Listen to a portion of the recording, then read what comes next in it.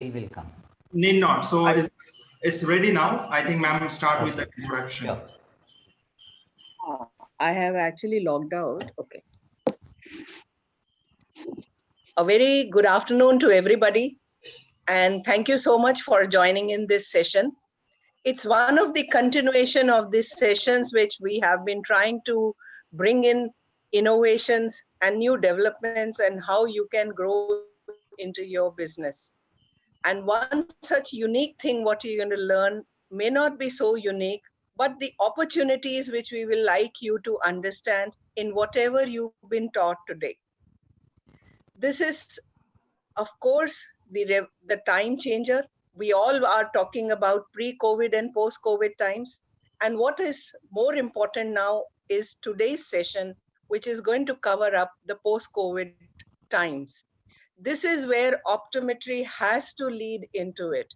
We may be the generation when we just started with refractions and then moved on to contact lens and then many more things and diagnostics. But now we are going to be talking about preventable blindness. And in preventable blindness, diabetic retinopathy, glaucoma screening, all these become very important. Documentation, assessment, the tools have changed. The tools have changed from direct ophthalmoscopy, and that is going to be difficult. With Corona remaining in for, I don't know how long, maybe it is going to be anyway there, but we never know whenever the epidemics can sprout up. The whole ophthalmology is going to change because now we cannot be actually doing all the evaluations, getting into the personal zone of the people so easily. So what is more important is technologies where we can survive these times and technologies where we can upgrade our practices and make it more opportunist. So today we have an eminent speaker who is the founder of this innovation, who will take you through this series. And before I begin, on behalf of the Optometry Education Trust, led by Ajit Bhardwaj, Rajesh Wadhwa, and myself, and supported by Mohammad Olilullah, we'll be taking you to this series. So our today's speaker is K. Chandrasekhar. Many of you would have known K. Chandrasekharan, and I think you may have dealt with him. He is the CEO and founder of the Forus fundus camera. In fact, he is a person who graduated from BITS Pilani and innovated on this technology in giving us this wonderful retinal camera. We at our Vision Center have used this camera and are very proud to do the teaching with that also. Many of you would own it also in your clinics, and many of you would have seen it in the hospitals. Let's move beyond that and let's further learn. And I invite and hand over the mic now to Chandrasekharan ji to lead it. Thank you so much, Monica ji, and good afternoon to everybody. Hope all of you are safe and continuing to be at home, and probably 40 days and I don't know how many more days. I think this is not the last one, and since it's sorry, there was a little disturbance as new participant joined in. Sure.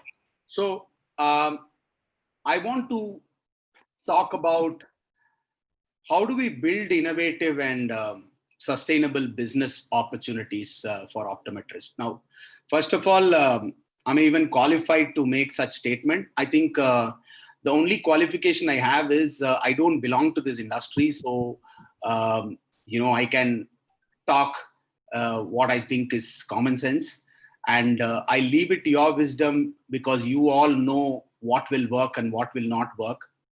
The idea here is to share with you some of the thinkings which I have seen either working or I strongly believe will work, and which will kind of help the optometrist, ophthalmologists in this space to go forward and continue to offer services to their end customers.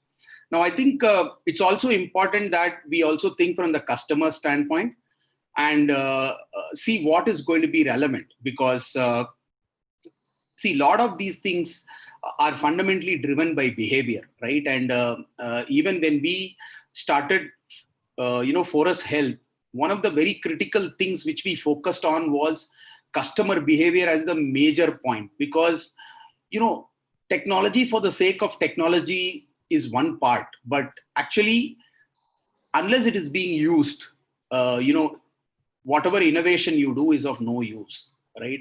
Now, if we take a simple analogy, right, like people decide, or people don't know brushing of teeth is a norm, even if you invent the world's best toothpaste and go and give it to them, is not going to make any difference, right? Because people are not used to that. And so unless they move into that behavior, maybe starting with maybe charcoal and then salt and then tooth powder and then toothpaste, or probably we can jump generations from charcoal to toothpaste. But I think behaviorally there has to be a change, because it is very difficult for an individual or a company or a smaller company, or even for that matter a large company, to change behavior of millions or billions of people. So whatever we think and whatever we do, I think should be integrated to what people will behaviorally accept.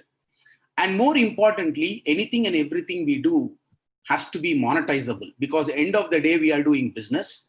And while the goal is to look at preventing blindness, the goal is to make it absolutely affordable and accessible. But all of this will run only when we build it sustainably. And we need to build companies, we need to build practices which will do it sustainably, so that a common man's pocket doesn't get affected. He gets the service he needs, but at the same time, we grow our organizations, we continue to innovate, we continue to create more things. So I'm going to cover that from that point of view. Please pardon me in case there are things which you already know, but the idea is to, share it from a very different perspective, from a non-practice perspective, how we see it.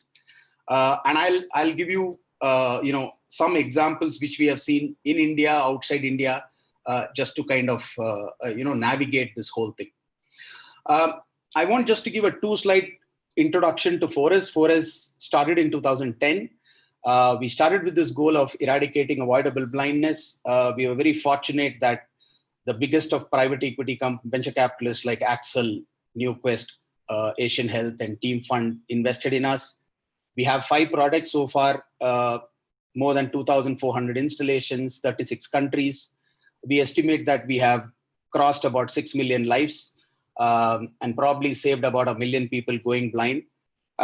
We are a certified manufacturing company, ISO 13485 for medical devices, 2016 version.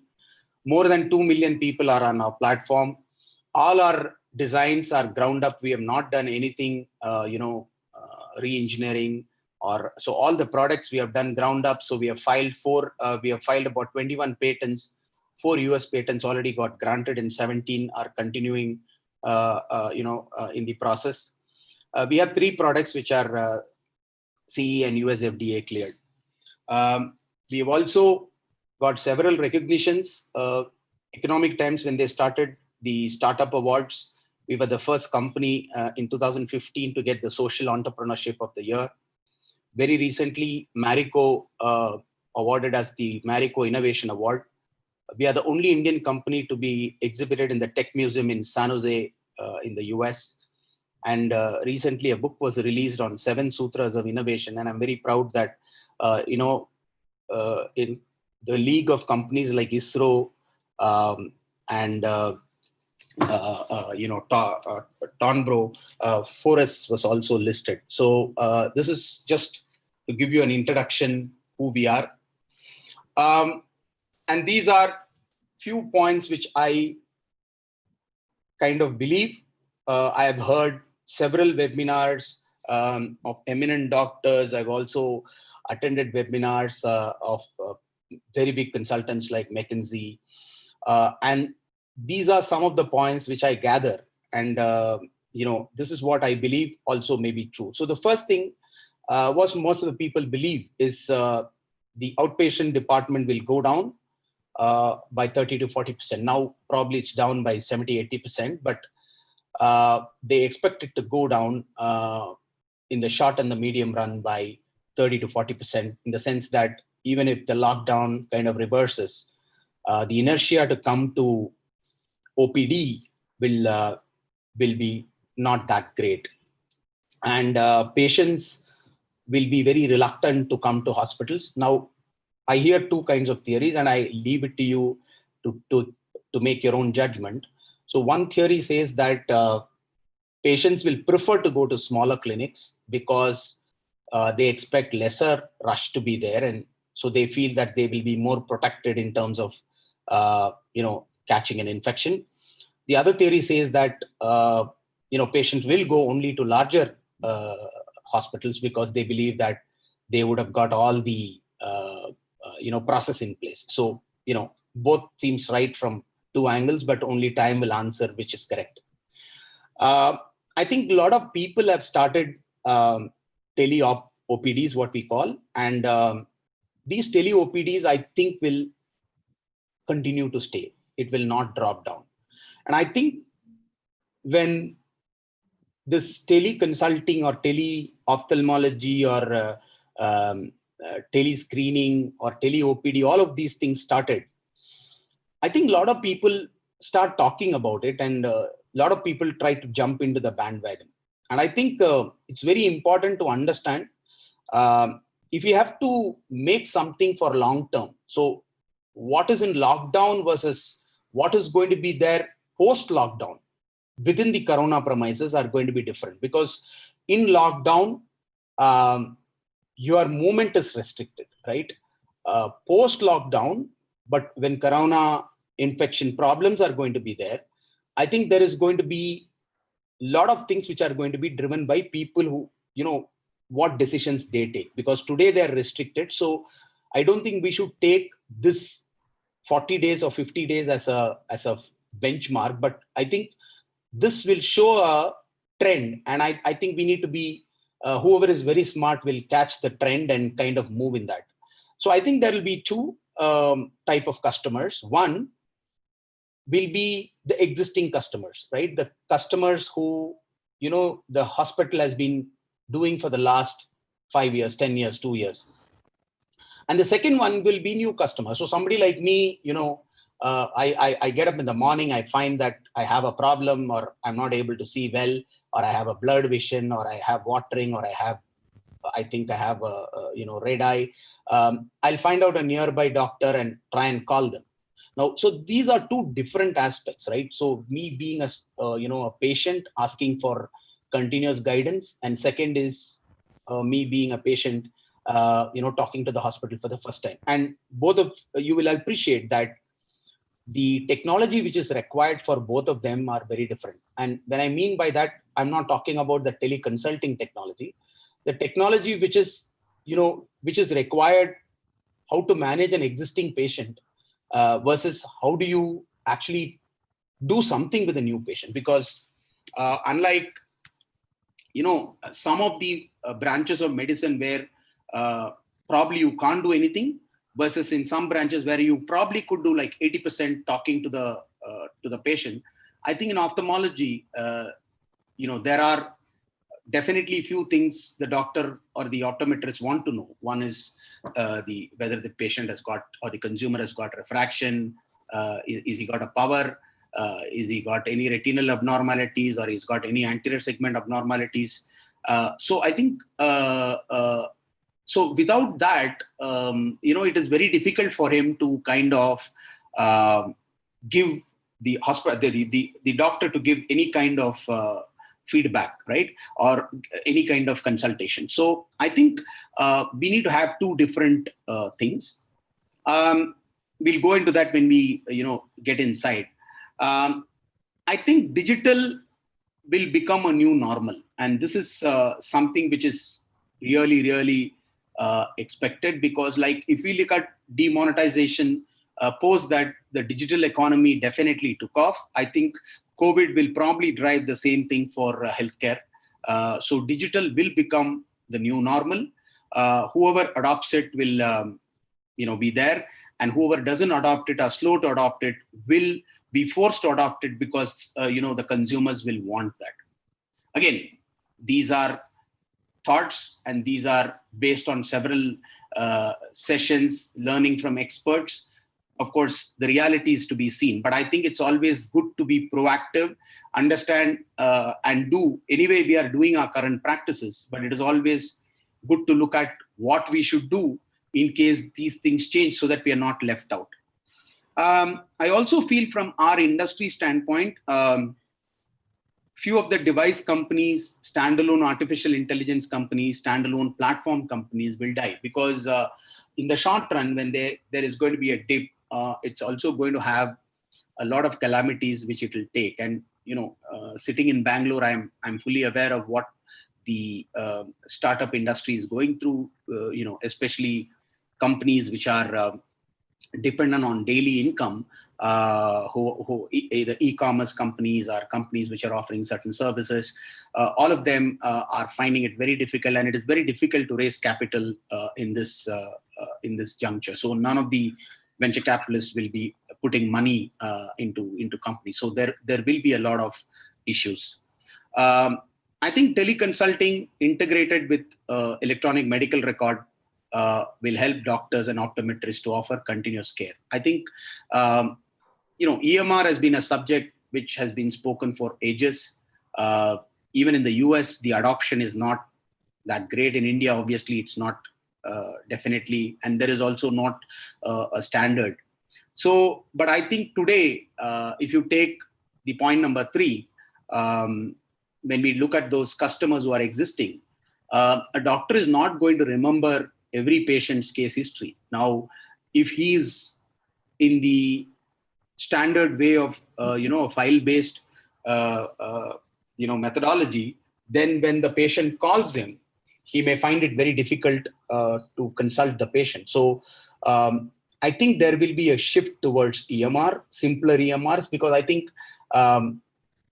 you don't have to follow every practice in your hospital only using EMR, but at least the base minimum which can help you to consult the patient, have his records, will help the doctors or the optometrists to offer continuous care. Because when you have that, even you are assured of what you are kind of giving, and it also stores, what kind of prescription you are doing. So these are very broadly the changes what I see which will happen in the post-COVID era. So I think the answer is straight away getting into the point that what are the opportunities for optometrists? One, how do we do our current business differently? And first question is there a need to do it? I think there is definitely a need to do that because customer or consumers' behavior is going to change. So we need to kind of rethink how we do our current business. Now, obviously, there would be a 40-50% who will, who can continue to do what they're doing. But I think if we start doing things differently also, I'm not saying completely differently. If we start doing things which are different from what we are doing today, it's definitely going to help in the post-COVID era. And the second is, how do we add new business areas which will complement the existing business? So what are the new things which an optometrist can try and do, which will help, complement his existing business? And I think the final bottom line is, how do we stay alive and increase our revenue? I think that's the key, right? We are directly getting into that because I think that is the question everybody is asking to themselves, right? How do I survive this issue? How do I make myself relevant? How do I continue to become, more relevant to my consumer? And net, how do I increase my revenue? So I think these are the 3 key points which I wanted to talk about. And again, these are pure suggestions. You know your business better. And as an outsider, these are suggestions which I thought I'll share. The first thing is, can you digitize your store? Can you get into e-cataloging? Can you do EMR? Can you start offering home refraction and spectacle selection at houses of people? Can you make home delivery of spectacles and lenses? Can you maintain their medical records and proactively send them health tips, periodic screening requests, and go and do that at home? Can you create a custom app which connects you and your consumers? How will you give and get maximum value from your existing customers? Now, these are broadly the points which I thought as a first thing. Now, what it basically means is, all of you have already invested in an optical store where there is a fixed cost, where there is a rent, or there is a, if it's owned, then there is a value to that. You have employing people, there is, operational expenses like electricity and many other things. And now, and this was directly being matched by number of walk-ins. Now, if the walk-ins kind of drop, how are we going to complement that? We can't switch that overnight and say, okay, I'm going to shut it and start doing, I'm going to do it everything offline. I think the center point is the optical store we have, the physical location, and that's how people know us and recognize us, and that's the brand we have built. So how do we leverage that and offer new kind of services, which ideally could be also matching with some of these bigger brands which are coming, like which are, have 100, 200 stores, and they have a lot of money, and they are able to invest in technology, and they are, able to offer the consumers something much more different. And will you be left alone is the question. Now, in places where these organizations are not there, maybe the standalone optometry shop will continue to, have the demand. But if there is definitely some of these next generation technology-based branded organizations come in, the optometry individual or a smaller, set of optometrical shops may have, issues. So can we not have most of this technology built at a larger level? So somebody like us can build the technology for you. We will never run an optical shop, but whatever we build, we can actually give for all the 5,000 or 10,000 optometrists. And that will obviously be state of the art because it is used. And obviously each of you will use differently, right? So when I say us, it can be anybody else. I'm just giving why can't it be 1,000 people together, create something and offer these services? And these people can be at different places and they can offer the same services, because you can, create one master and then individually customize. So that if we can do that, then the consumer will be able to kind of offer things like, okay, come and do refraction at my home at 10 a.m. On Sunday. Now, the nearest optical shop, which is part of the association or part of this consortium, can decide to go there and offer the services. And because they have already got their, the whole catalog in a digital form, the consumer is able to kind of select what they want. And you can get orders placed, and you can actually have a digital payment gateway connected so that he pays for it. So you're assured that you're taking, whatever you're producing is not going to go waste. And that will completely change because the consumer is today, because the only thing which is going to happen is an individual going and offering the services at home. So compared to an individual coming to the shop where many people could have come, whereas this individual is the one who's going to the house. Now, obviously, this individual can have certain, infections, and that if we can kind of protect by the way we conduct ourselves, like going and cleaning in front of them, wearing all the mask and gloves and all of that, which will give a lot of confidence to them, and obviously for our own self to protect ourselves in case we catch the infection from them.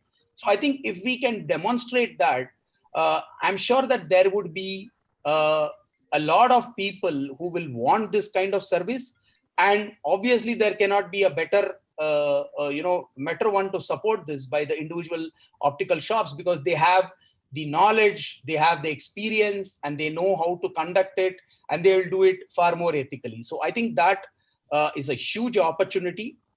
And if we have to go into that huge opportunity, I think certain things have to be done. Now, how do I digitize myself? How do I also take some basic medical records? I'm talking about if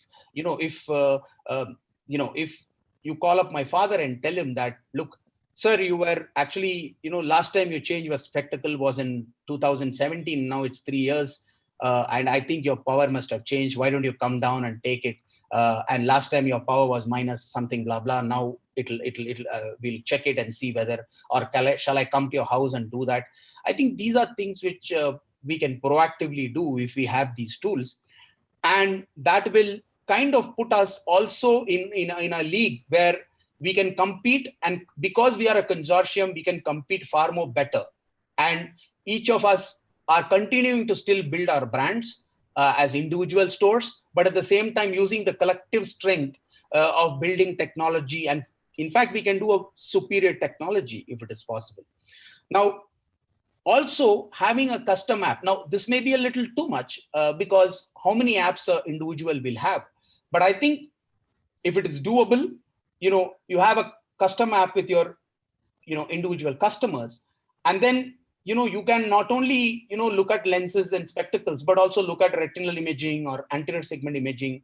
Those are kind of things which we can do. So I think we need to kind of think, how can we give maximum value to our customers given this change and this mindset behavioral change, which we expect it to also happen. At the same time, we get maximum out of that, because at the end of the day, if the earning potential from X customer is Y, can we make it Y plus 100 or Y plus 1000? And by offering these services, right? I think those are the directions in which I think we should start thinking. The second one, obviously, again, it's not that I'm telling you something which is out of the world, but I think only thing is I wanted to put it in the right perspective so that I can give you ideas of how it can happen. The potential new areas which we can complement with our current, areas of business, we can offer retinal and anterior segment imaging at our store. Actually, we can do the first-time customer. So let's say that we actually are close by than to an ophthalmology hospital, and we can actually go and do these. We can ask the patient to come down, which is not very far away for him. And then we do either at our store or at their homes, these imaging. And then if it is within your purview of diagnosis, you can manage. And if it is beyond, you can have a connectivity to the ophthalmologist. And now the ophthalmologist has got enough data for him to make a decision. So new customers can be managed in the combination of a optometrist and an ophthalmologist to the better interest of both of them, and in the better interest of the consumer.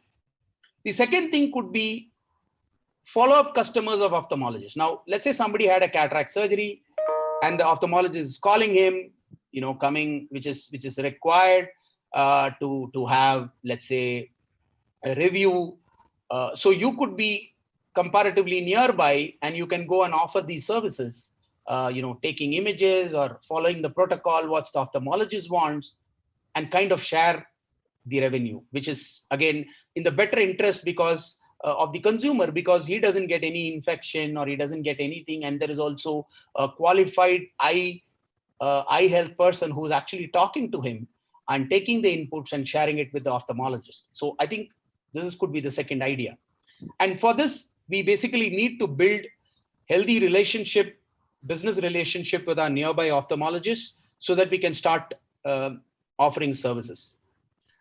I strongly believe in one area, and again, this is my personal view, and I have got this qualified with several ophthalmologists.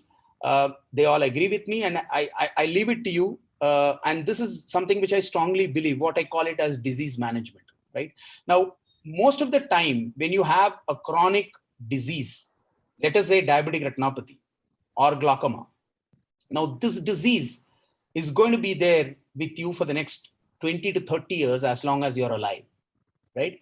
Now, even an intervention today doesn't give you a lifetime warranty that you're not going to get another another lesion or where you will start losing some peripheral vision. If you really look at the behavior of these consumers, right? These consumers generally, kind of comply to this in the first 2-3 years very, very meticulously, because they're really worried that they may lose vision.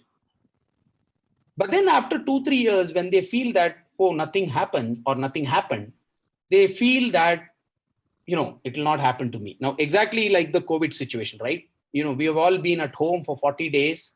And then when it relaxes, I think definitely 50% of us will tell, oh, I don't think we'll get it. Our resistance power is good, or, we eat a lot of turmeric and this and that. We don't get all of this. So I think there will be a lot of people who will kind of miss out after the 3rd, 4th, 5th year. And especially in the case of glaucoma, because, at least in retinopathy, you see some kind of deterioration and some intervention changes a little bit. In glaucoma, because it is very slow and the drops, what is being advised is continuously, when you administer, you don't see anything significantly different. The chances of compliance kind of comes down, or the motivation to compliance comes down. So can we manage this disease at their homes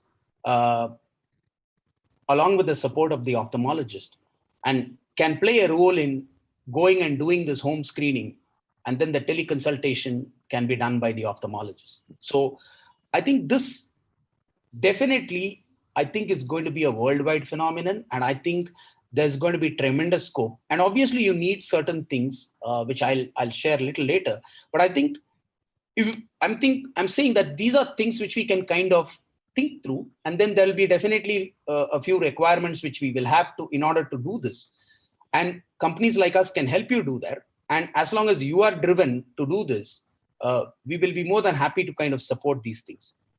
The last could be, from my point of view, is that that there may be much, much more, but I'm just saying from my point, can we start also offering delivery of ophthalmic medicines to patients at home, collaborating with, let's say, e-pharmacies or somebody else. So anyway, we are making these visits, and can we combine with the monthly handing over of medicines, and then, we can directly collaborate with with the pharma companies and kind of make some commissions on that, and then consolidate and do this for patients, because it's not just dumb delivery. It is also about giving them, every time we meet, we tell them, look, why it is important for you to do that. So I think these are some of the potential areas which I think we can kind of think through and see if it will make sense for us to kind of adopt for our customers. I just want to give you some heads up, and obviously it will be a little bit of a forest pitch, but still, I think you are at liberty to do what you think is correct. I think, again, refraction at home, how it is possible. So carrying an auto-ref is very difficult, very bulky. Doing streak retinoscopy needs a very skillful optometrist to go. So I think one thing which we have done, basically we have come up with this Trinetra Abro, which is a wavefront based auto-ref, and it can actually operate in 30 seconds. And we kind of tested it in many places and found extremely good responses, and we have more than 100 installations already. Now, this is something very simple to carry, and an optometrist himself can go if he's free, or you can actually groom one of your technicians who's not qualified. Send him to the homes of these people because you have to sit in your store and manage.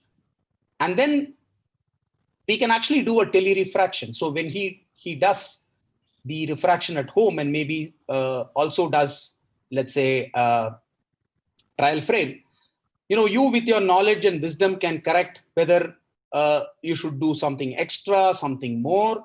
And then you can actually have an audio video chat with your technician when he's at the consumer's place, so that you actually guide the technician to offer, the best, data collection, so that it is good for you to, when you deliver the spectacles, it is at the right power and at the right fitment, which gives you phenomenal customer satisfaction with your consumer. And as I told you that as a community, we can actually develop, let's say, face-suited models. So for example, we can give you these algorithms maybe in the next 3 to 4 months, where you can pick up, take a photograph using your tablet or phone, and then the algorithm will actually tell what will suit the best, which kind of frames and which kind of, colors, and how do they look on it, and how the fitment has to be done.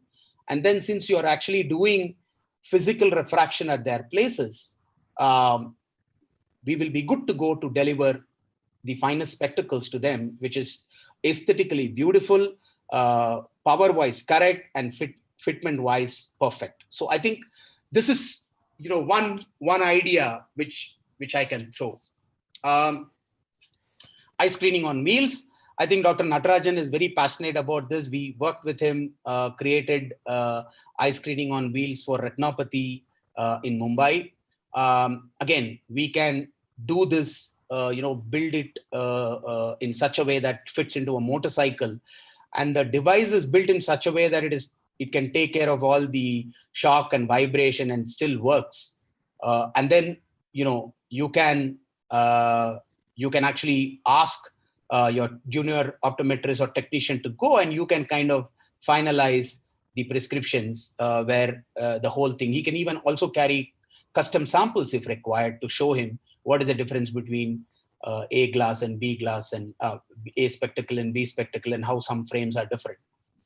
And then obviously we integrate the payment gateway so that we basically are very clear that we collect payment well in advance before we actually do this whole thing, because a lot of times a lot of things are wasted because you go there and either they are not there, or they they don't pay you, or so. I think we can actually create a good system where you're well protected, at least for the efforts you make, where the payment gateway, only when they pay or only when they agree to pay, we go to the next steps. So this is again one idea. Now, retinal and anterior segment screening, I think you know it much better than what I know, but I think given that the number of diabetic patients and the number of diabetic retinopathy patients are going to go up as we go, once in a quarter or once in 6 months or once in a year screening for different categories of patients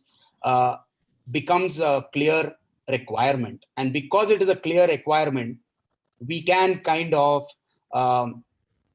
offer this at a long-term subscription model to our consumers, and they can sign up, and we can actually ensure that, like a regular feature, that let's say if we fix up for a particular customer that every 6 months we'll go and do retinal imaging at his house, or he will come to your place, and we integrate that with a reading by an ophthalmologist and reporting, and then management of the disease, then it becomes very viable. And you also know that you have got customer committed to you for the next 1 year or 6 months. So I think, again, these are opportunities which we can always, and there is no better people than the optometrist to talk about this to the end consumer, because eye health,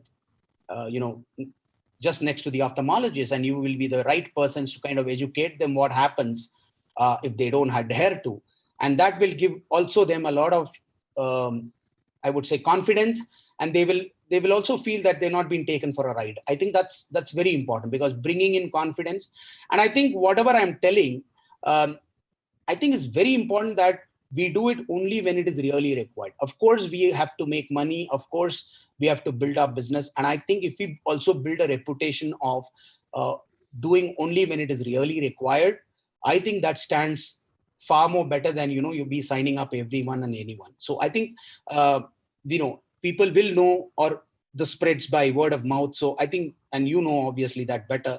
So I think if we can do that, both anterior segment and, we can actually send it to the right retina doctor or the anterior segment doctor and get his grading, and that can be passed on and the revenue can be shared. So that becomes, again, a viable option to create so that the patient also feels confident.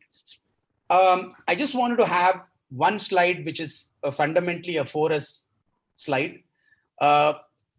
And I'm just giving you an overview why I believe in this. And this is honestly not a post-COVID slide. This was much, much earlier to pre-COVID, because irrespective of COVID being there or not there, I think this is the way the industry will move. Obviously, the good part is that the adherence to this, or the people's movement to this, may be much faster because of COVID. So when we looked at preventable blindness, I think the first thing came to us was devices, because that is what was very expensive, right? So we made many devices.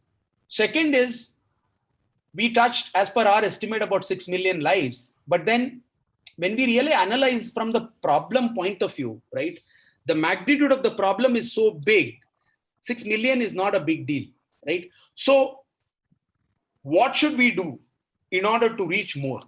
So that can happen only through a collaborative effort. And that collaborative effort can happen only if you build a standardized platform which anyone and everyone who's in the value chain can take and go to the end consumer and start offering the service. So when you do it, when you do it full, you take 100%. But when you collaborate, you may get only 20 or 30%. But then there are hundreds of 20 or 30% you will get, which will help you to be actually more than what you would have got, maybe 100% of what number you can directly touch. So we've spent a lot of effort on building this digital eye health platform. I won't even call it health platform, eye health platform, primarily because this is focused exclusively on the eye. So this is something which is already operational, and we have got the ones which you see on the white blocks are something which is already there. So connecting with supply chain for spectacles for a specific state in Andhra Pradesh, we had like 5-6 vendors who are part of the chain. So when anybody is screened with the problem, it is sent to that network, and they kind of take it into their manufacturing, and the entire digital platform tracks their manufacturing till it is delivered to the end consumer. Teleretinal grading, we have many eye ophthalmologists in the platform, and the images go to the doctor and it works in a mobile app. I'll just show you one picture a little later. And then the doctor almost works like, it works like a Uber model, where whichever doctor is free at that time downloads the images, grades, and sends it back. And, and we have tried to do a lot of work on the patient data privacy protection. And at the same time, when the report comes from the ophthalmologist, it comes on his, with his name and license number and everything, so that the patient is very confident that he has been seen by an ophthalmologist, and the report, what he paid for 300, 400, 500 rupees is worth it because he's been seen by an ophthalmologist. So that is something which is already there. I'll just show you a picture of that. Connecting to payment gateway, again, we have done with Paytm and PayUmoney, so it becomes easy that we can, ensure that the patient pays, or the consumer pays first, so that we can, when we make an effort of offering the service, we are assured, and we don't spend time in just collecting or waiting for payment. The two yellow ones are the ones which we are under development. The teleconsulting model we have already got for a different platform. We're just orienting this here, and probably by end of May, we will have it up and running where a doctor can actually, or an optometrist can actually have an audio video chat. The way it will work is you customize it and you send it to your patients, whomever you want. And then the patient signs up, fills up his data, pays the money, and then you give him an appointment, or he asks for an appointment based on your availability, and then you accept it, and then you offer the service in that period. And then Forus sends you the money, accumulating all the patients every 3 days or every 5 days. So life becomes far easier to this. The next stage to that is the disease management, where we are building, at least in 4 areas, DR management, glaucoma management, ARMD management, and dry eye management. And, these can go as specific subscriptions from the ophthalmologist, and you can also be a partner where you actually deliver the service at home. And this can be like a 5,000 rupees or a 10,000 rupees subscription per year, which will have, let's say, 4 consultations, audio video consultations with the ophthalmologist, 2 retinal examinations at home, maybe adding up some of the blood tests, whatever, right? So I think those are things which we are building. And the artificial intelligence which we'll have basically will look at the earlier image and compare it with the image which is taken now, and will kind of trigger to the doctor whether there is an increment. So is there a new lesion, or is there the exudates, have they become larger in size? Is there something very close to the macula? So those are things which we can add, and that will obviously help the doctor to take a call whether he should call the patient immediately or he can still be maintained at home. The one thing which we basically are trying to collaborate, and that is why it is in gray, and which will be again available within this month, end of May, is the EMR, which we are trying to customize, which is already a proven EMR in the eye care space. We are trying to integrate and offer it to our customers so that, all our customers will be able to use this EMR and offer this teleconsultation much more better. And as far as AI is concerned, we have a 2-pronged strategy where we develop our own as well as we work with third parties. Again, the reason why we want to do this is, the more number of people we collaborate with, the larger sections of people we will reach. I think, confining that I will do it myself or I will take the pie 100%, especially in a larger problem like this, is better to actually do a collaborative effort. And I think we are working with the best of best in the world, you name it, in the AI space, the Microsoft, the Googles, the Inooks, everybody. So I think that also adds a lot of credibility to the whole thing. And then these digital platform can connect to our devices, which are in the hospitals. We are also looking at creating some specific home screening devices which can aid as we go. As we find out more and more problems, we can create this so that the patient can either use it at home, or it can be available at a nearby optometry kind of a place where the patient comes and which is very close by. So that's where we can play a role in kind of offering the service. And finally, what is very important is when we're offering the service, we should be agnostic to the hardware, right? So if tomorrow there is another third-party product which is available, we are more than happy to integrate it, because what is really required is offering the service to the consumer wherever he is, whether he's at home or he's willing to come to an optical shop or he's going to a community health center. So with this, we strongly believe that we will be able to deliver care, at the last mile. And this is something which we are building, and what we call it as an optometry in a box. We already have the Abero. We are building a very compact digital lens meter. IPD is something which we are working on. It is not yet ready. And then we have a very unique concept called a wearable or a variable phoropter, where, of course, this is a very expensive product today, but I think from a technology standpoint, it is a very unique way where basically you wear this and it is connected to your phone using Bluetooth. And you can actually put a Snellen chart in front of the patient and you can vary his spherical axis and cylindrical power. And also you can aid in near vision reading without changing any lenses. So you can imagine the speed at which you can, do subjective refraction will be very fast. So the idea here is maybe 6 months from now, we will be able to, or even 3 months from now, we can actually have 2-3 products as a starting point and then add a few more as we go, which will actually take an optometry shop to house, and which will aid an optometrist rather than carrying bulky thing, will use state-of-the-art equipment without compromising on any quality and offer these services at home. So if technology was a barrier before, that is available now. If it is available, can we change our mindset? So that is what I thought I'll share. And this is the app which I said, which the ophthalmologist sees. So when he gets the image, the one on the left you see is number one. So he knows that this many number of cases are on the cloud. So he's free right now. So he just downloads that. And then, there is drop down menu. He quickly, he can zoom the images and see for certain things. And then he can use the drop down and quickly, put in the comments. And once the comment is done, because it is already pre-stored with the ophthalmologist's name and letterhead and signature and all that, he uploads that, authenticates that, and it goes. And it's obviously very well protected and ensures that reasonable, extremely good amount of customer data privacy is maintained. So this is something, again, also which is already operational. We have done more than 70,000-80,000 cases. And finally, the last slide. All this is fine. So what is that we can do?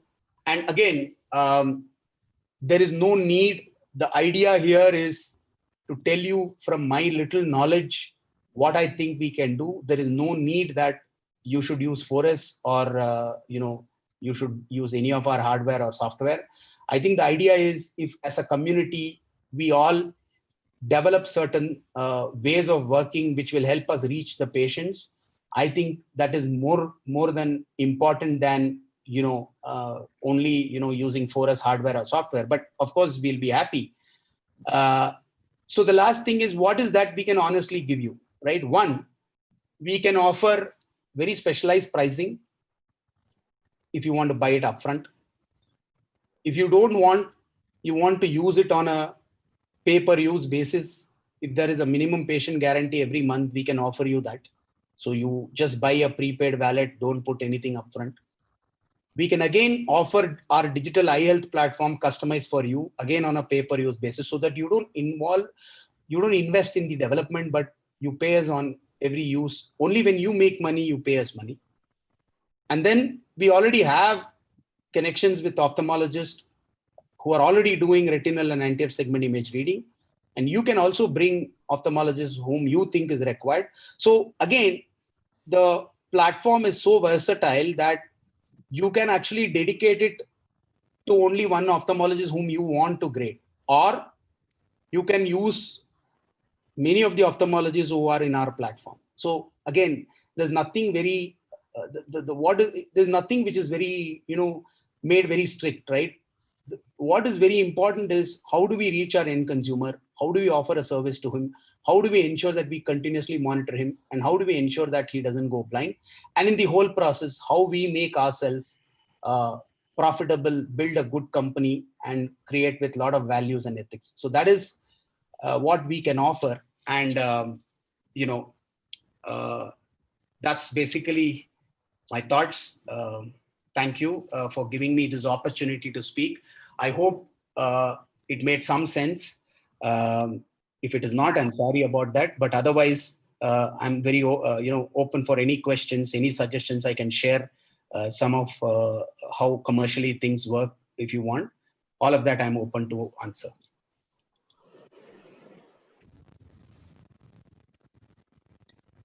Casey? Yes, sir. Everything very wonderful talk, Casey. From Thank you, yesterday, sir. I was trying to talk to you, but somehow probably you didn't see my message. And Monica, and I wanted to compliment Casey before anybody started. A wonderful talk, but I think I want to tell that in 2014 Agra, during the All India conference, we discussed about carrying the 4S camera in the motorbike, and he immediately implemented it. And thanks to Casey, and all our optometrists are working on it. I have a little question. Yes, sir. Go ahead. Mr. Chandrasekhar, it was excellent to listen to you. And all the while, I was looking at the practical scenario in a private practice. Suppose I am in one corner of the city. For example, say I am at one end of Delhi and I have a friend ophthalmologist who is in other corner of Delhi and his patients live around me. And if we tie up, what would we need? Other than what we have in our basic clinic, we would need one non-contact tonometry. We'll need anterior segment imaging and a non-mydriatic fundus image. Correct. If just this little thing can be put into a toolkit as one unit, one set to be given at whatever arrangements, if that can be possible, we can leverage lots of it. So tonometer, anterior segment, and a fundus camera. So when you mean anterior segment, you are expecting at slit level, or it can be a 2D anterior imaging. Is it good enough? No, 2D is good enough, and a non-contact tonometer and a non-mydriatic fundus. I think it is definitely possible. We can create something like that. Obviously, as I told you, that we need to collaborate. It's not that we should build everything. We need to bring, let's say, a non-contact, which is already available. We can integrate that into the platform and then offer it at either at a upfront pricing model or a subscription model. And, you can offer the services to your customers and then, and then send these images to the doctor or give a feedback to the ophthalmologist who's in the other side of the city. So I think it is definitely possible. Yeah, this looks like a very practical and implementable thing because the patient base is already there. And we, in pre-COVID times, have been encountering this kind of patients, have been advising them, please travel across the city to your own doctor. And he will give an advice. Rajesh sir, your voice is breaking. So Can put it into a digitalized. we missed your voice, Rajesh sir. Can you come once again?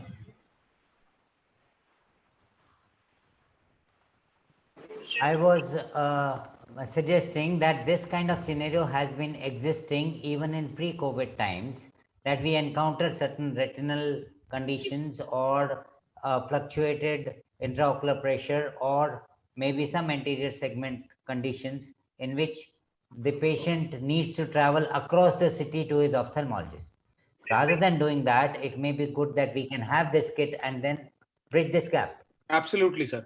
And I think if we can integrate the disease part, because see, today we are talking only when there is a problem, right? But if we can actually make it into a structured approach where he comes and actually takes images, you do some basic test and share the report with the ophthalmologist, and he guides whether he's fine or he needs to come and see him. So what it does to the patient is it avoids him the travel to other side of the city, and if you look at the cost of travel and all of that, he would be willing to pay the same thing as subscription for signing up. And then, sitting in your office, he can actually have an audio video chat with your ophthalmologist. So that also we can complete the loop.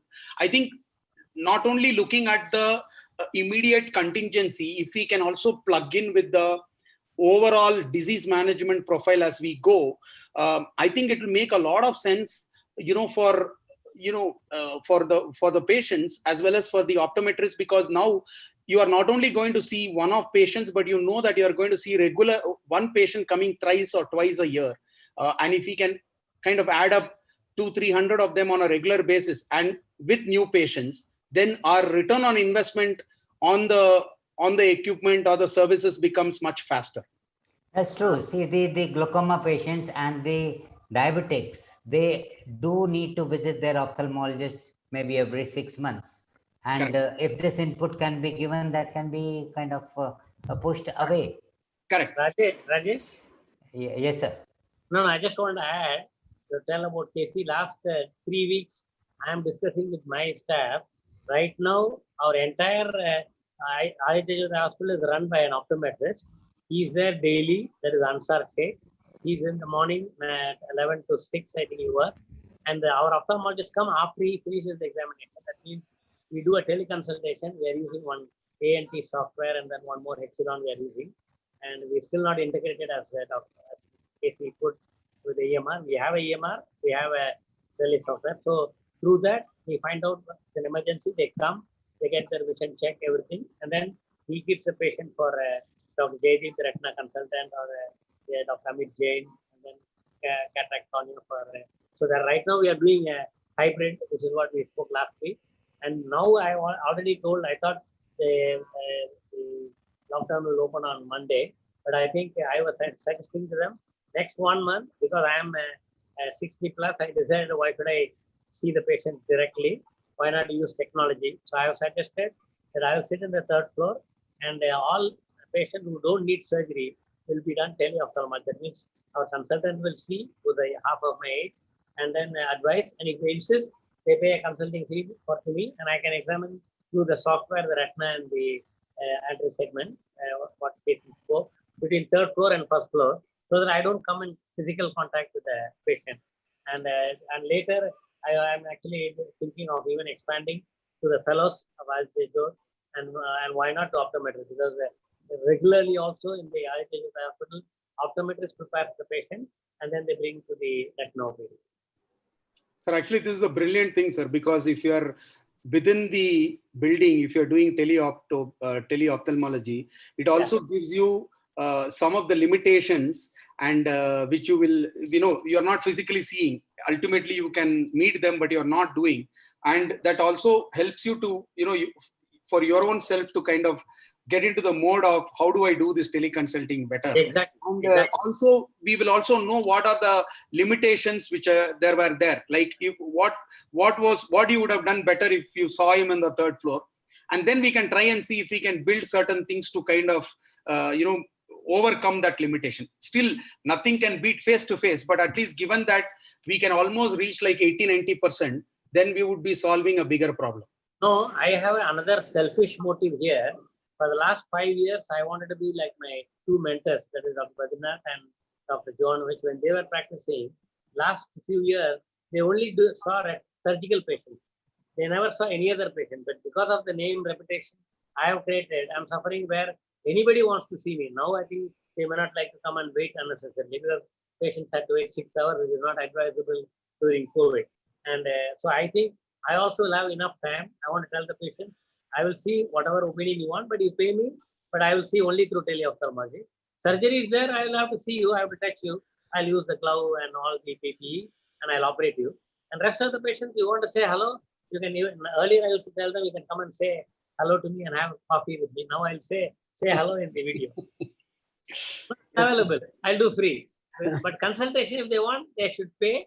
And I think I'm a trendsetter like with you, and you're also a trendsetter, Casey. I think the trendsetter is good for the experienced surgeons to concentrate on surgery, and optometry should do their optometry work so that work is divided by professionally, and the patient should be happy that certain things will be done by the optometrist, will be done by certain things by the comprehensive ophthalmology, and certain things like super specialists like us. Sure. And finally, patient will be finally the best benefiting, which I think they should understand. Even though you mentioned the economics and other things, which always I'm not good at it, but I only want to bring in the technology. So whatever you showed today, I hope you'll use ISP Jyot as the takeoff. Definitely, sir. We are ready to, and then even that box is still waiting where we planned. I should tell the audience here, we planned OCT at home, which was I think the first concept in the whole world, I think. Not Casey, and that time we never knew about Corona. And only thing is, some reason it's not practical, but I think it should become practical now because we decided for old patients who are not mobile, who cannot come to far trials, but that thing will go to the patient home. I think we should still do it, except we have to find a way of social distancing. Other thing is that maybe once the things are okay, I think we should now do with all precaution how to do the OCT at home. I think that's a favorite project close to my heart. And commercials we have to look after. Sure, sir. Sure, definitely. I think the optometrists are interested in commercial also because I think, I don't know whether Ajit is here in this.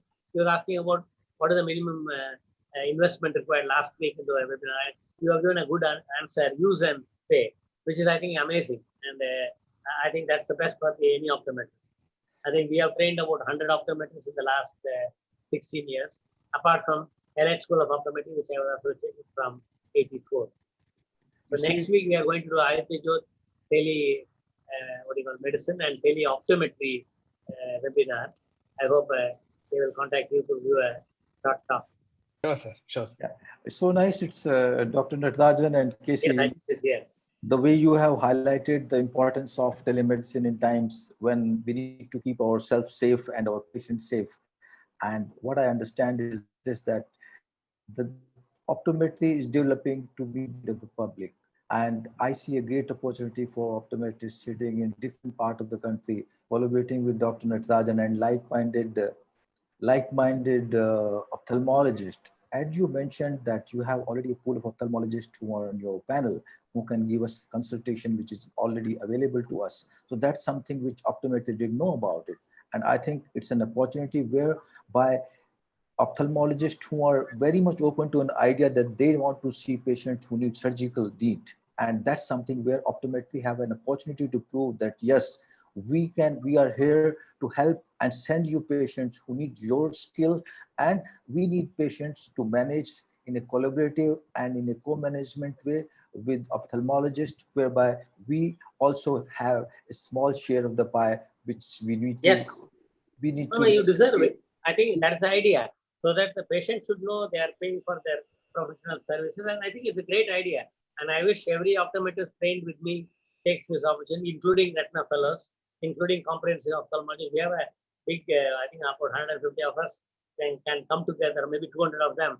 If they come together, you can see you need not open physical branches like the other chain of hospitals.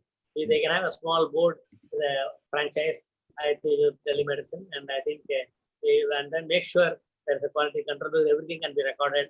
Somebody can sit in, like a KC can sit and have a division where we all can pay and do a policing. The policing is to make sure the quality control is there. Everybody wants to know what's the quality of optometry and what's the quality of surgery with various places. If any UK surgeon, they NHS grade them. We have done some 1,000 surgeries. The success rate is 90%.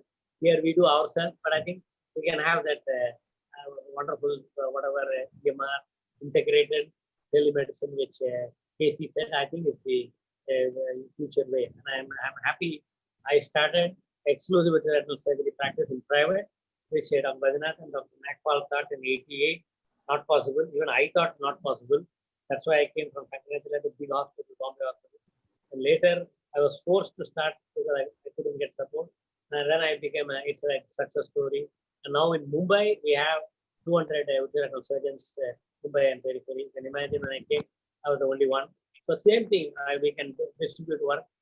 In '88, I think I told the story last time.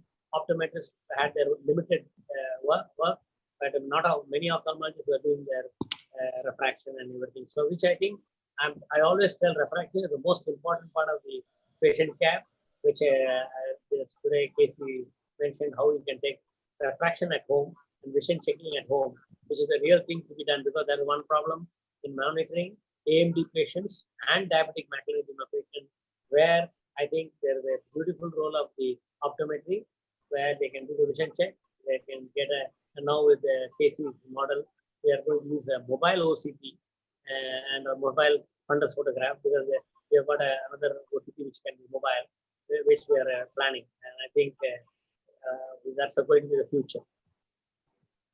Casey, one request to you, or maybe a comment to you.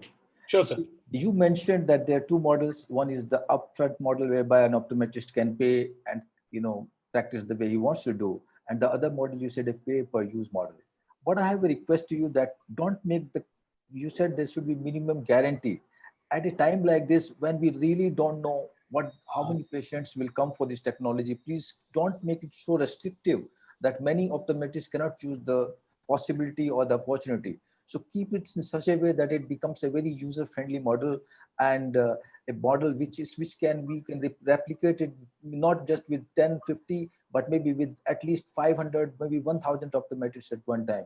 We'll Sure. be collaborating with our colleagues, optometrists who will be open to the idea. We'll be getting their feedback, we'll be getting their numbers, and we'll approach you and see what best you can do and model which is sustainable and which is not too cost effective, which is not too expensive. At the same time, it is not prohibitive for people to agree to a model which is either upfront or pay-per-use. That's my Absolutely. I'll kind of rephrase the sentence. So basically, what it means is the potential. Now, can we do 50 to 75 patients a month in that domain, in that place, is the question, right?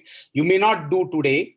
You may take 3 months, 4 months to kind of ramp up because you're starting something.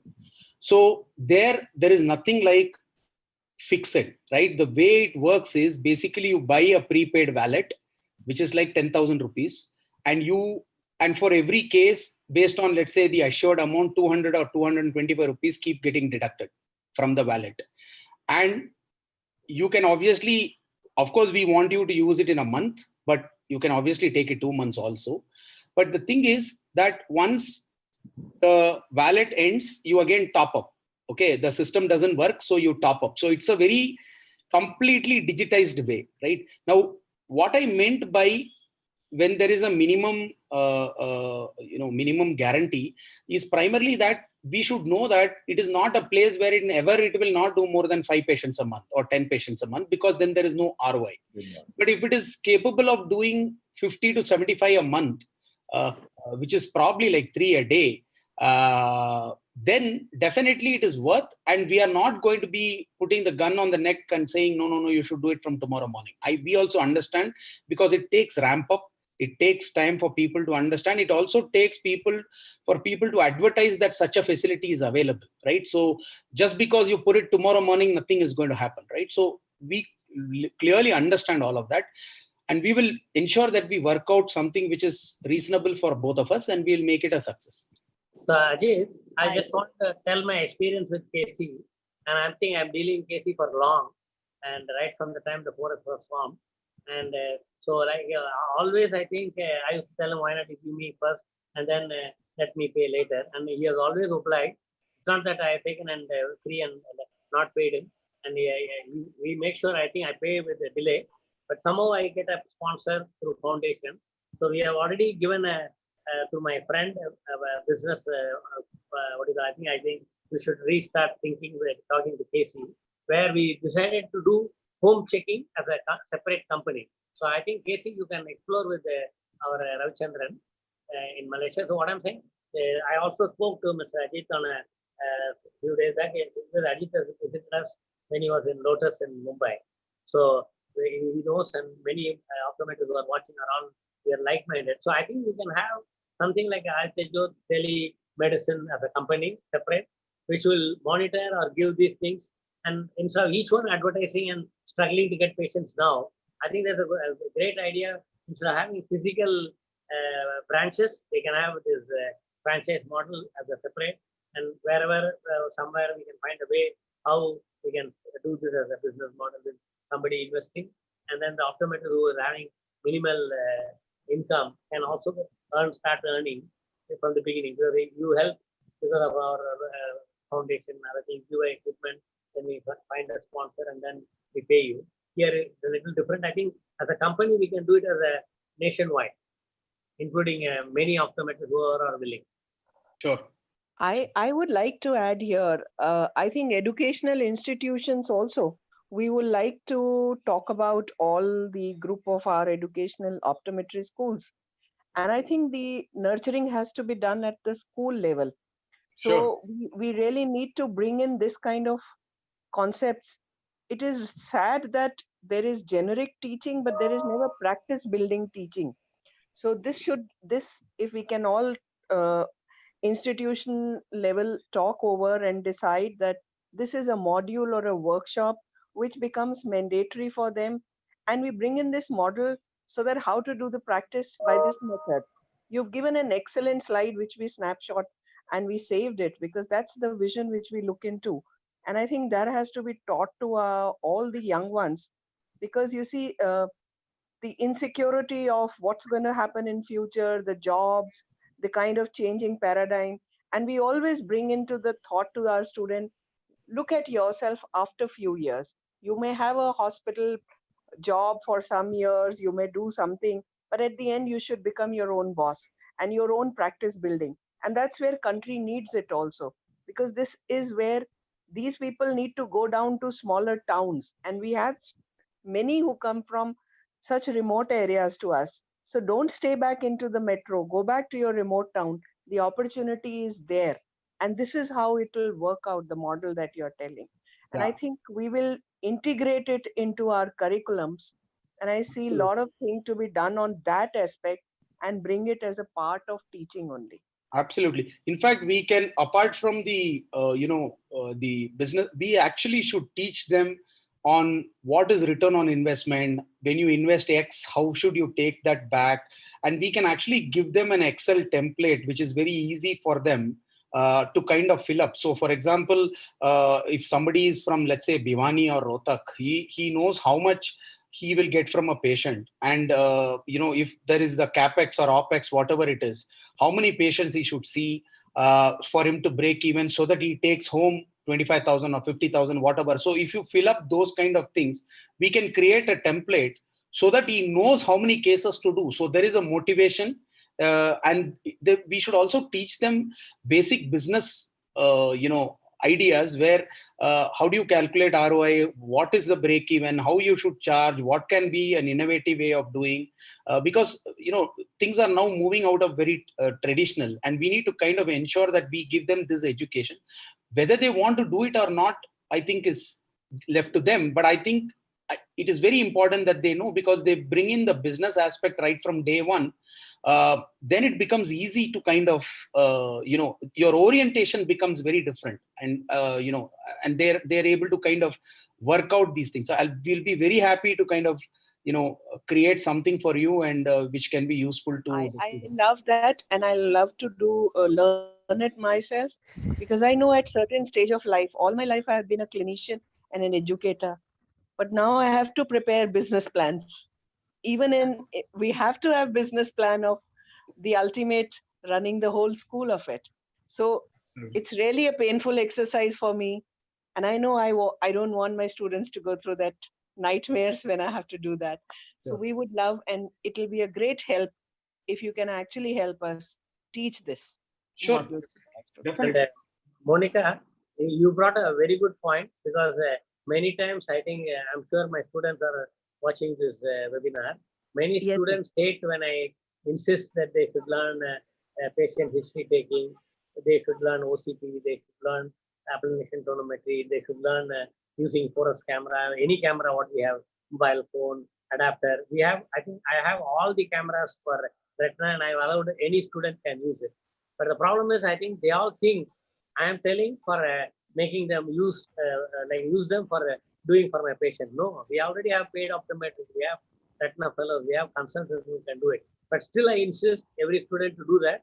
And I'm glad last week, I don't know what they realized, after going through all the webinars with the optometry, they sent me a nice thanking video, which they were yesterday they sent. I wish, it's a great thing. I mean, so I suggested to Hamza, who's our optometry in charge, why are you not using me to give a talk to our own students? I know I'm doing world over. So I insist on doing whatever I'm doing in ophthalmology. I keep telling, I will come and give a talk where the whole world knows what I'm doing. Sometimes my own students don't know. So I think academically, and also we have to prepare them for going into the ocean. I mean, they're all like in the lake now, a small pond to lake. And then we have to push them into the ocean, because that's where the life is. And if they know everything, like as now Casey said, we teach them business, we teach them OCT, we teach them everything, and they may not be able to use everything, but someday they'll remember.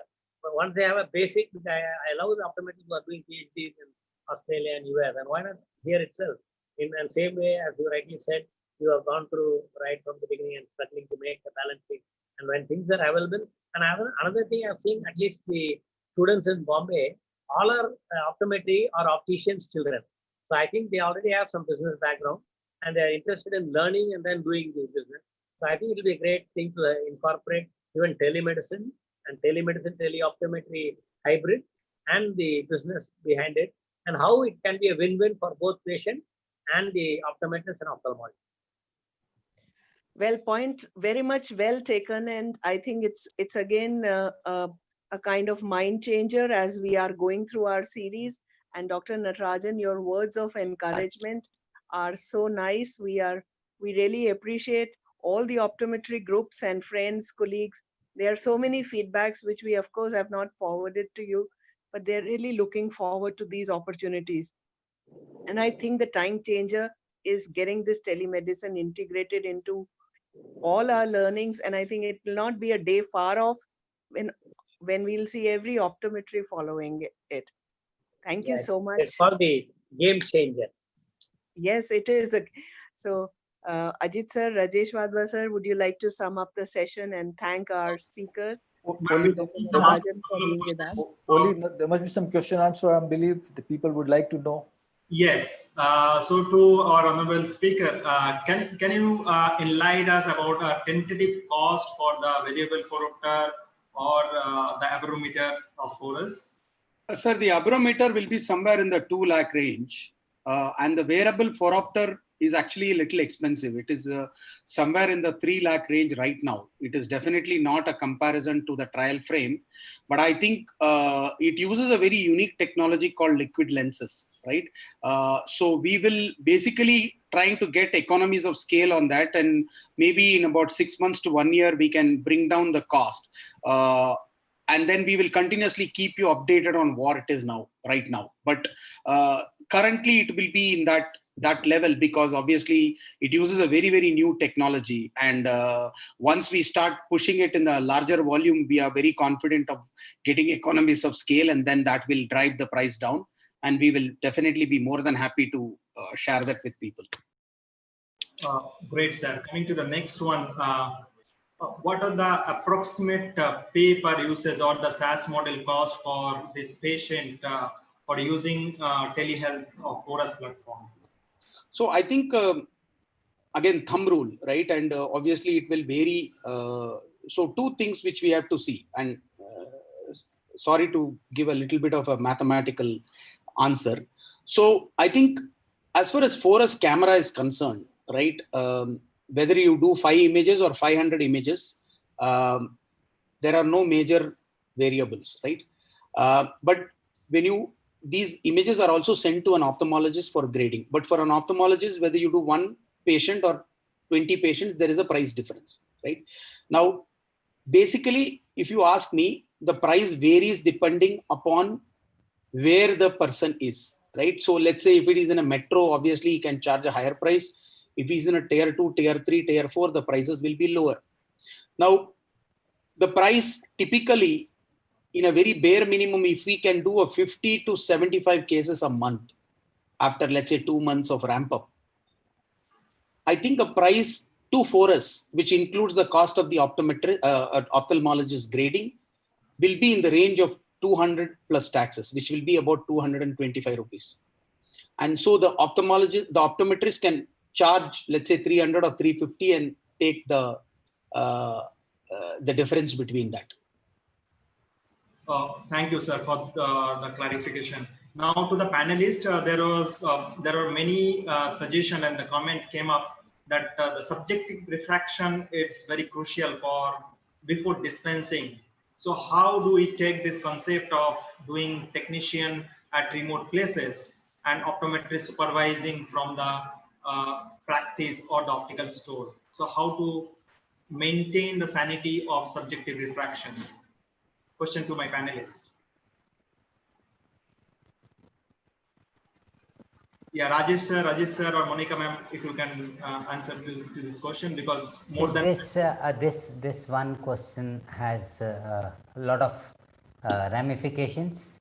As it is from my clinic, we have not been going out and doing refractions.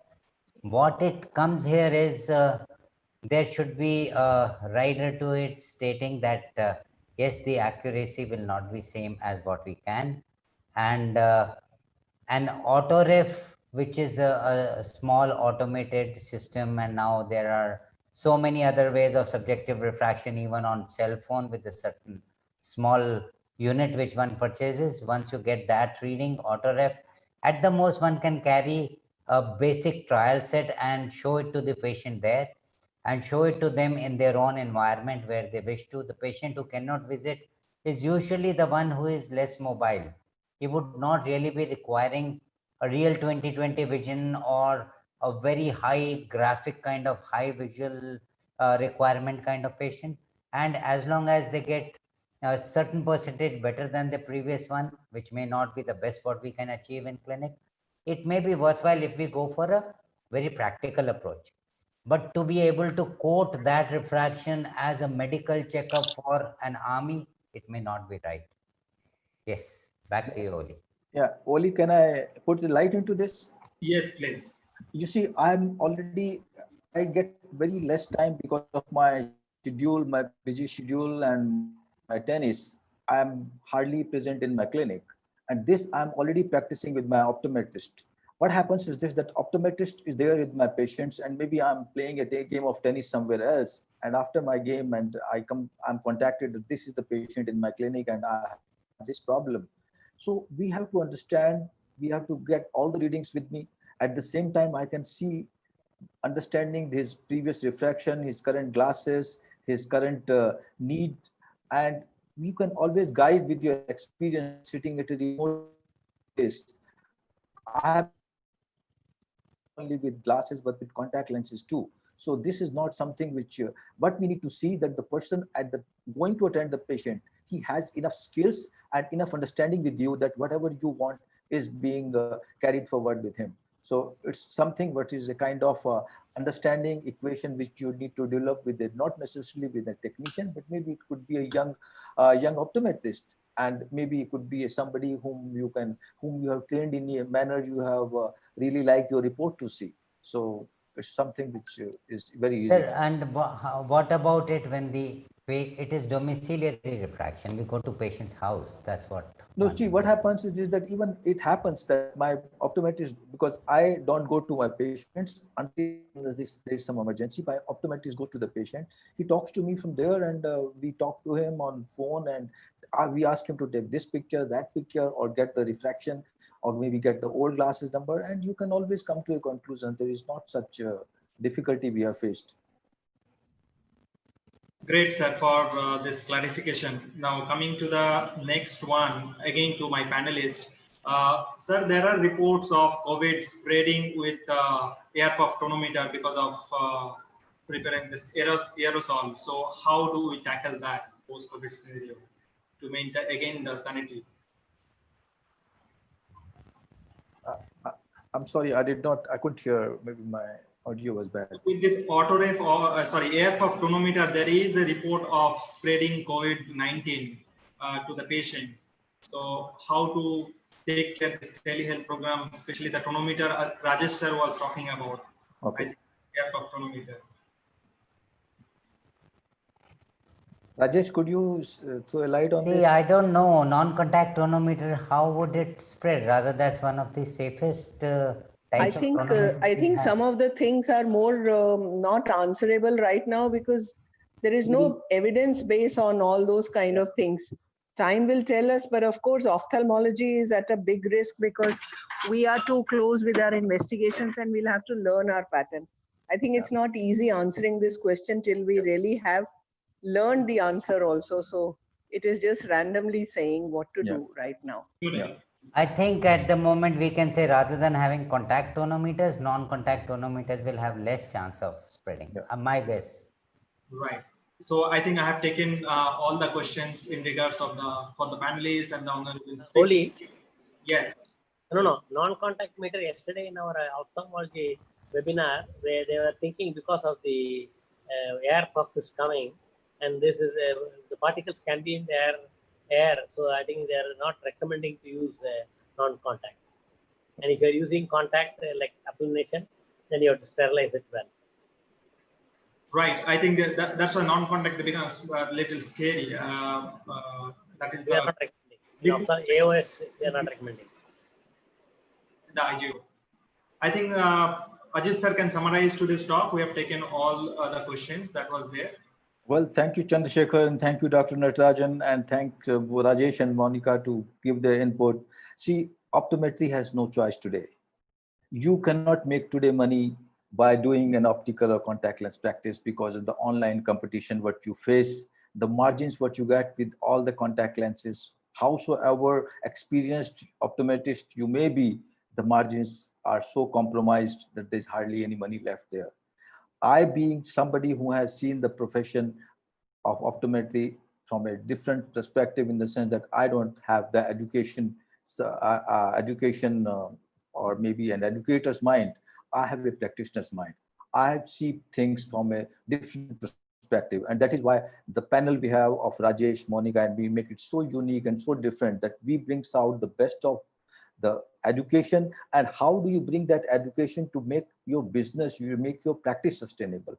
I have seen that we are really struggling in the profession at this point of time. We have no other way except to collaborate, except to co-manage, and the time is right now, because if we delay, things may be too late. And that is why we have been stressing on telemedicine for last 6 webinars. You see, we are just focusing on this because that's the need of the hour.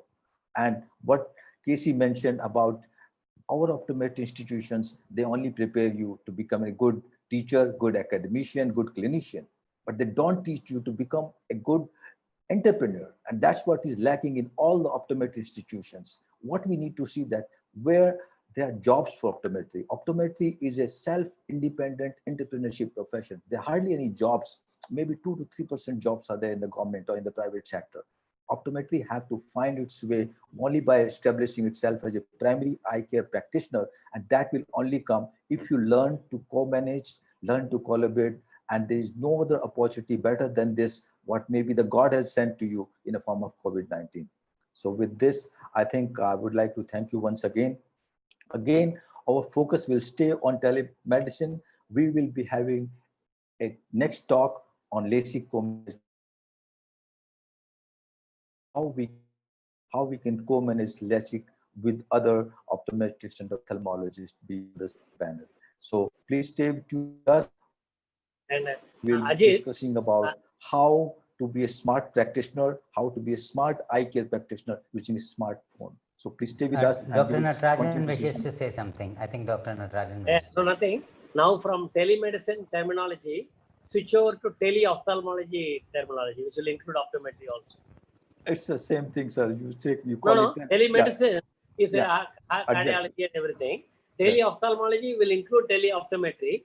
Okay. So you use the tele-ophthalmology is already popular all over the world, and we Yes, are members of the, So and we are promoting in all India also. we will love to have this bridge built between teleoptometry and teleophthalmology, and stop using this word telemedicine in future. That's what we need to learn from this talk. And thank you so much. And we will continue to give you the best of our input. And what I request that to all optometrists, please continue to send your feedback. How many of you are open to idea of co-management? How many of you are open to idea of telemedicine? Send us a picture, send us a good number so that we can have a good arrangement with Casey and like-minded ophthalmologists and optometrists and take this process of forward. Thank you very much. Thank you. Thank you. Thank you. A very good day. Stay safe. Thank you. Thank Thank you, you. Ali. Thank you, everybody. Thank you.